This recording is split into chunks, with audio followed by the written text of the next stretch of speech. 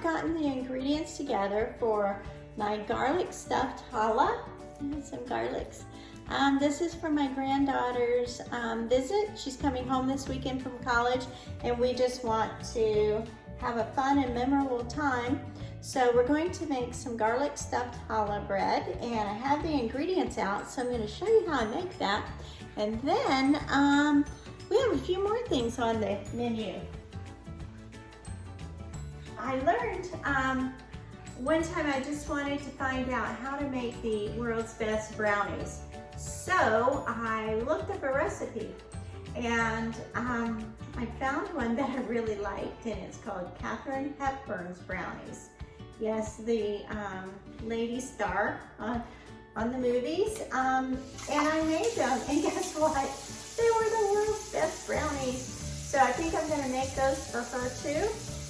So this challah is going to be savory, and it's going to have Italian spice, so it's going to go great with the baked spaghetti that I'm making, and then the brownies will be great. Maybe a little ice cream on top, but we'll see. So I measured out everything that we're going to be using today for the challah, and I have my instructions here. I always have my instructions. I don't go by memory.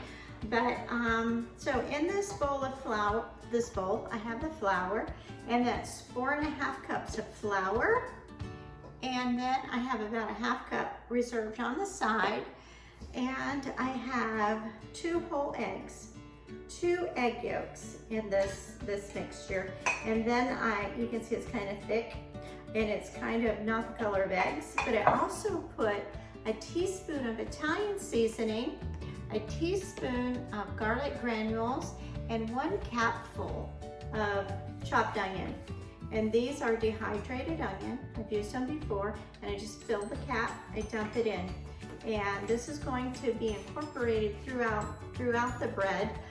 Then you can roast these garlics. You can put them in, just cut the tops off. Put them in, you can put them in aluminum foil, you don't have to, or you can just put them in the oven for about 15 minutes, 350 degrees, and you can just squeeze these garlics out into here. So all of the garlic that we need, and I would probably put about 5 or 6 cloves, or 8, 8 to 10 cloves is in here. So we have that. And then we have 2 teaspoons of salt into the flour mixture. We have 1 cup of warm water with the yeast, 1 packet, which is about 2 1/4 teaspoons of dry active yeast in here, and all of our sugar, and we put about a half a cup of sugar in here. I backed off on the recipe there for sugar because I don't want this to be too sweet. It's going to have a sweetness to it. So we're going to just move these right out of the way, and we are going to make our challah bread. So this is kind of flattened out. You can make a well in the middle. You don't have to. Then we're going to just pour in our yeast.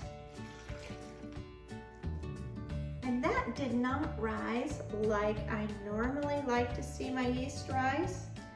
It's kind of disappointing, but I think it's going to be okay. We're gonna use it. It wasn't over exciting, but what I could have done is just added another packet to that yeast because it did activate.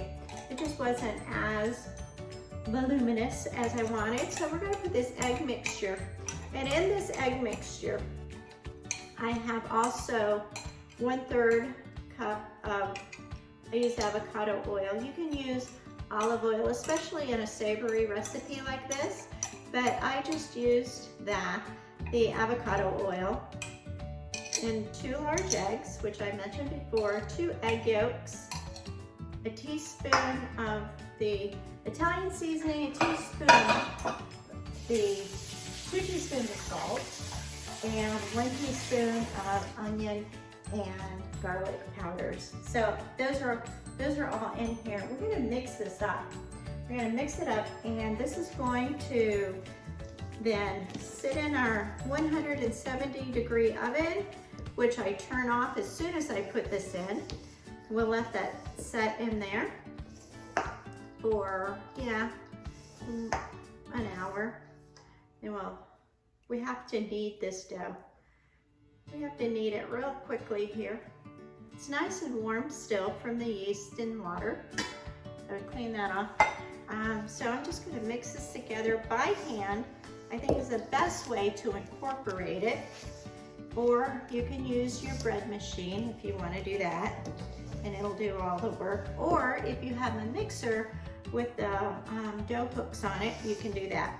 But I just do it this way because I don't have to get all those machines out, and I can just get this done and rising within just about 8 minutes, because that's how long I'm going to need this, is for 8 minutes.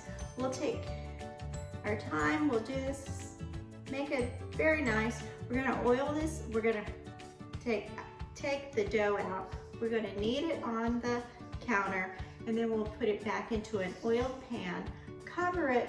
This is my regular cloth that I use. I'll wet this, I'll cover it, I'll put it into the oven, turn off the oven immediately, leave the door cracked so that it doesn't stay at 170 because that's too warm, and then we will take it out in just a minute. Like that.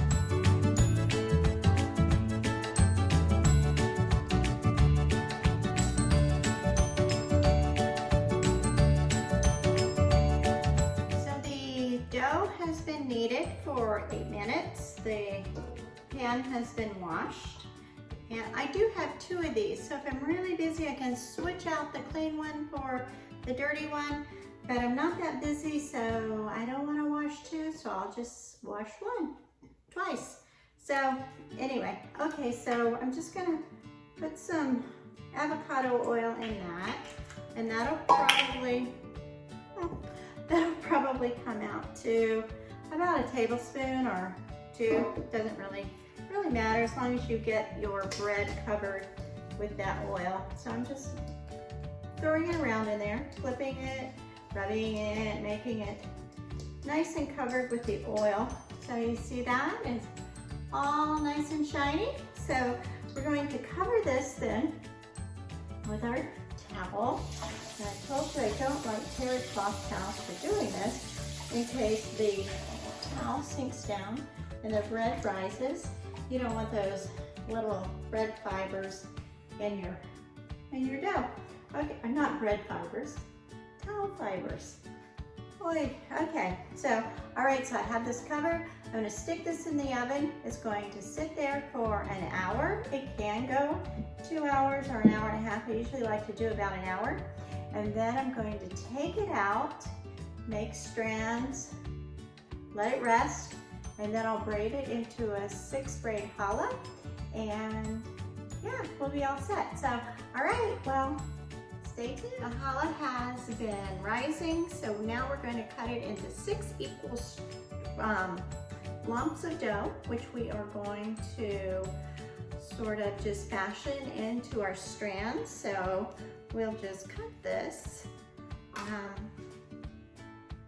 So I cut it just right off center, and it gets kind of thick. All right, so then we'll want to cut a couple out of this. So we have 3 over here, and then we'll have 3 over here. This side is a little bit puffier than that side, so that's why it looks bigger. Weight-wise, it isn't. So we cut that. So we take these and just squish them down. We're gonna try to get all the air out, pulling and tugging to make our strands. The first time you stretch the strand, it's not workable yet. It wouldn't be workable dough to braid, so it will spring back. So we'll just kind of let it rest for about 10 minutes, and then we'll come back, and the gluten that's trying to pull it together will be relaxed a little, and we'll be able to do that. So we'll just get these all ready, and then we'll come back and we will braid challah, a six strand braided challah. So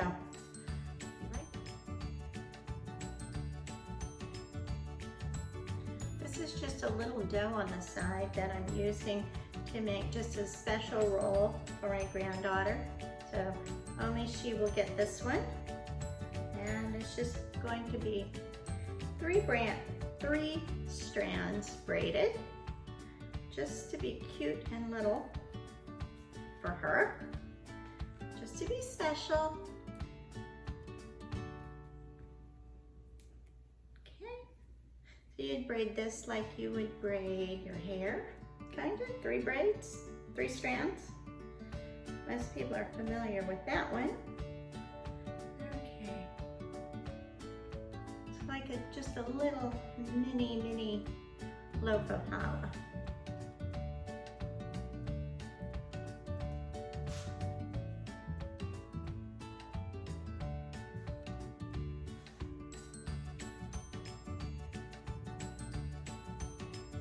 There's enough oil on the outside of this dough that you can work it on the counter. It won't stick, well, it doesn't stick to my counter. If you have a pretty slick surface, it won't stick to yours either. Okay, so just put these together. The gluten hasn't quite weakened enough yet. I'm just doing this while I'm waiting for the rest to rise. Just kind of pinch the ends together. Like that, and one over, and then this comes over, and this over. Always working from the outside in. Very simple. All right, just pinch those ends together, put it under, and roll that under. Okay, so this is going to be a little tiny loaf of challah for one. Okay, so the dough relaxed. As you can see, it's very stretchable now. So we'll put a little flour over these strands so that when we braid them, they will just not stick to each other. And here's that little challah. This is our pan. Okay, so we will roll these out. We're gonna get, this is a big challah. This is 2 pounds for the amount of flour that we use. We have 2 pounds. We'll just roll these out until they're all about the same length and diameter, and then we will show you how we braid it. Okay, so these are rolled out and rested and ready to go. So there's lots of different 6-strand challah braid examples, but I'm going to use the one, I'm going to do what everybody does. All right, so I'm going to bring these 3 together, just really pinch those together at the top, and then these 3, pinch those together at the top, so I make 1. So now I have them together, and now I have 2. 2 strands, or 2 sides come together, 1, and now we have 6 at the top, all set and ready to go. So I bring the one from the top out, these 2 over. That, I don't want to fling that over the counter, so I'm just going to let it rest there until I need it. Okay, so this is a good time to be at the end of the counter and braid towards you, but we're gonna do what we have to do. All right, so we have, this is the only time you're going to do this. You're going to bring one all the way to the other side, and the other all the way to the other side. So you have one going completely in the opposite direction as it started out to be. Okay, so then we are going to take, always taking the top over, top over, top over. Okay, you'll see what I mean. Okay, so we are going to take the top braid and bring it over, lining it straight down the middle. Okay, and then we're going to take our opposite first in line and put it straight over. Okay? Then we'll bring it right down the middle, right over top. And then it's in the middle of these two. If it's in play, like this at the top, it doesn't count. Before we can bring that one down, we have to bring this over. We have to replace what we just used. So we have the middle. And your challah will probably start going to one side or the other, depending on if you're right or left-handed. It just seems to always happen. Okay, so now we have this one coming over. We have these two separated, and then this is going to come straight down, and become our new middle. Okay, and so we have to replace that. So we'll put this straight over, and then now we have these two. So you're always coming over, using the one that's on the outside, coming over. You just kind of keep it together. It'll be scary in the beginning, but after just a few steps, it'll start looking like it's supposed to. Okay? So now we have our two strands over here, our two strands over there.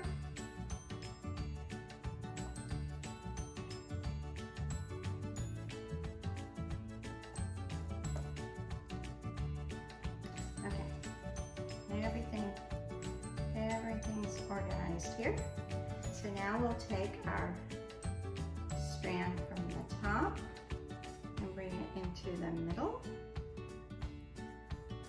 We'll bring this over to replace that. And we'll take this spring and bring it right over the middle. I do this fiddling to kind of stretch everything back out so that it's somewhat even before I continue on. There, keeping that tight, because if it's tight, you have a nice big high challah. That's what you want. Okay, so we have those now. So now we have our two here. I'm going to stretch that out a little bit. And our two there. We're going to bring this one down over the middle. Replace it with this one.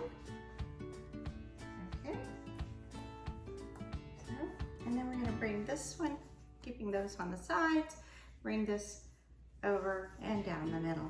And then we'll replace that with this one. Okay, and fiddle and adjust, and then we will bring this one from the top back down the middle. If you can see, this is the middle. These are the middles. When you get to the end, you'll roll it, and so you'll have a nice shape going right down the middle. Okay, so these are our two strands, and this comes over. Okay. Now you can see how some of these are getting stringier, but some are still fat, and that's okay. That'll be good to help keep your bread pretty even. No shady. Sorry. She sees things. Okay.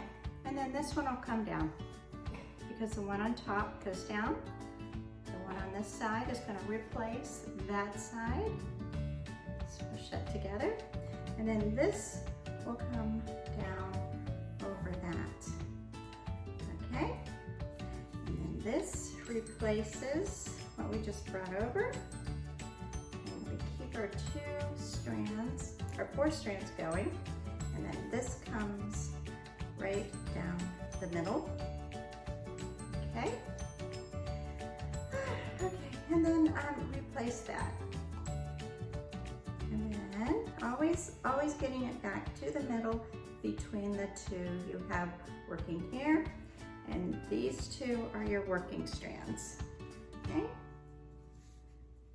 It's pretty simple if you're actually the one doing it. And then down.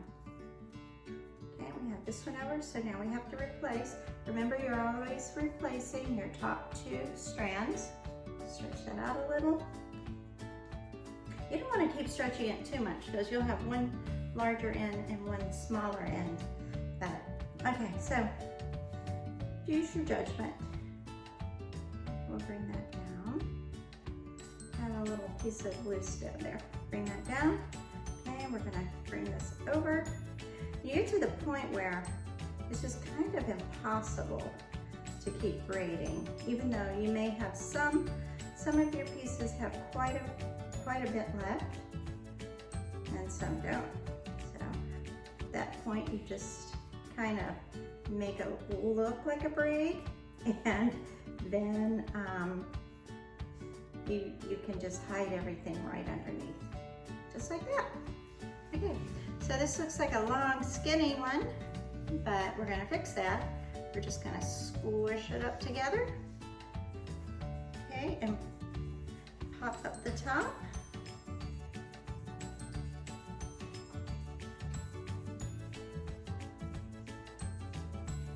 And it's okay to fold that end over a little bit, because remember on that end, you had where you pinched your pieces together. The other end you pinched together. So if you can get those to meet just a little bit on the bottom, it kind of helps puff up the top. Remember this yeast didn't rise very well, so that's why I'm having some problems getting it to be closer to perfect. But that's not bad, you know, that's gonna still turn out to be a nice, pretty challah. It's just that when you're getting it together, you're not as confident about that. But anyway, I think it's fine.